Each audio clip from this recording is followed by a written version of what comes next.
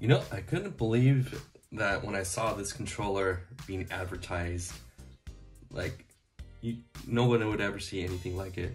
And here we are, Hyperkin releasing a line of their pixel art controllers, and they've come in different types of food flavors. I mean, we got this Oscar Mayer one, you know, as they call it, the hot dog. And I'm looking at my wife and I'm thinking like, hey, I'm gonna play with my wiener really soon. And it's like, seriously, like, it was one of those bizarre things I could ever imagine that they would actually ever release. And then back here, they have other additions for Kool-Aid's Oh Yeah controller, Kraft Mac and Cheese, Cheesy Overload, and then Heinz Ketchup's Label Love. They have other types available, and then you can just take a look at whatever their site offers. So now let's take a look at what comes with the controller.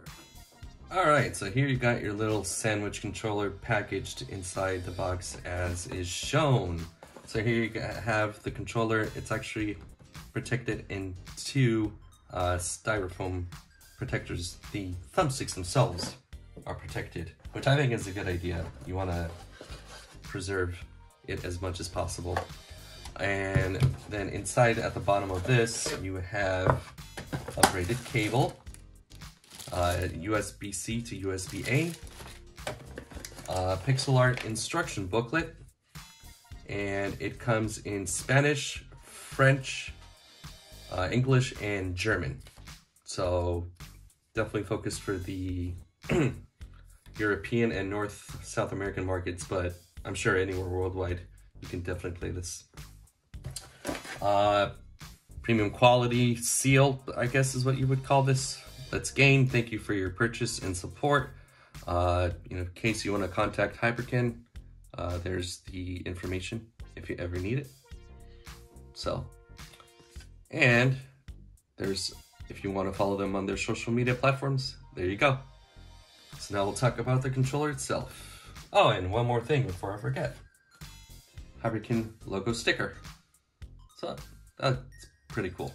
All right, full disclosure, I just wanted to say that I bought this controller with my money, so Hyperkin did not send it out. So all opinions are of my own, and there is no endorsement. So as far as the feel, the quality of the materials and everything, it's actually really lightweight. The plastic itself doesn't feel cheap. It actually feels pretty good.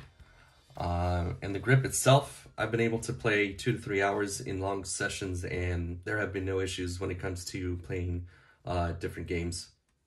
As far as the D-pad, I've been successful using it with 2D fighting games like Mortal Kombat 11 and Street Fighter Alpha, along with Mega Man and other classic era titles that you can buy off Steam.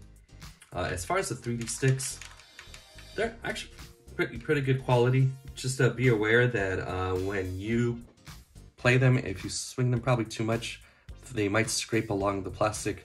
So that's something to consider when you're using them.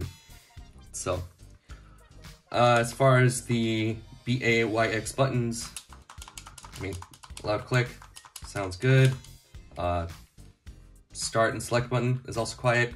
Shoulder buttons, the R and L pop up a little bit, so you can distinguish between them and the back R2, L2 buttons. The R2, L2 buttons are a little bit more flushed and then curl up.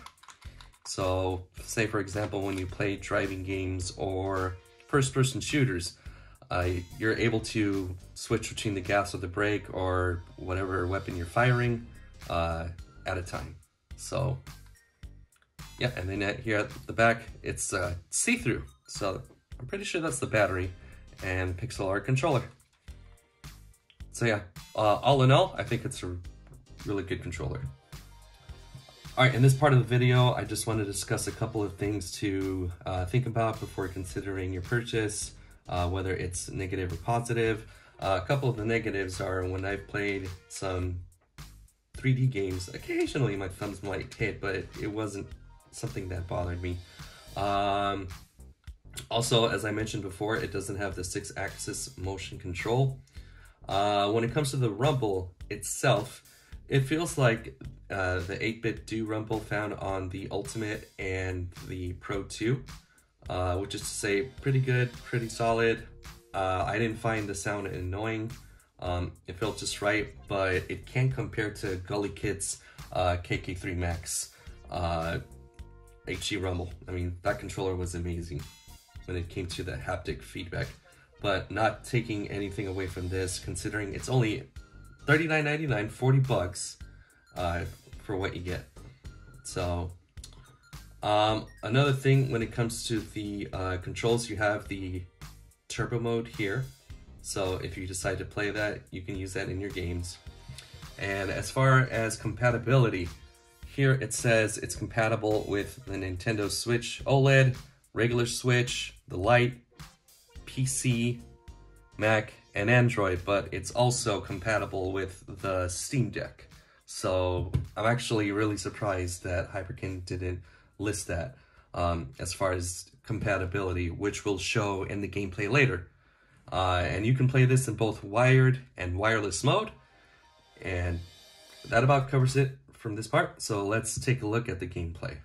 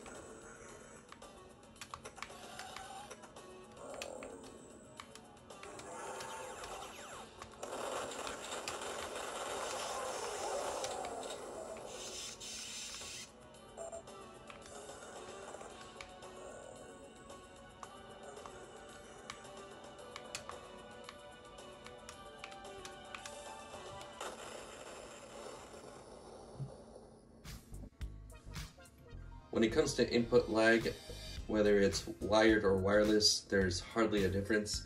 You should be fine either way. In wireless mode, it is 14.17 seconds, while in wired mode, the input lag time is 14.3 seconds. Alright, my final thoughts on the controller. Yeah, I mean, it doesn't have as many features, say, to the Pro 2, which I've seen go for $10 more, which you can add profiles and you can remap the buttons.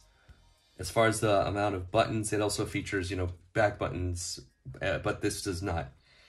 But, you know, considering for what it is for $39.99, even not having gyroscopic controls, I think it's really good.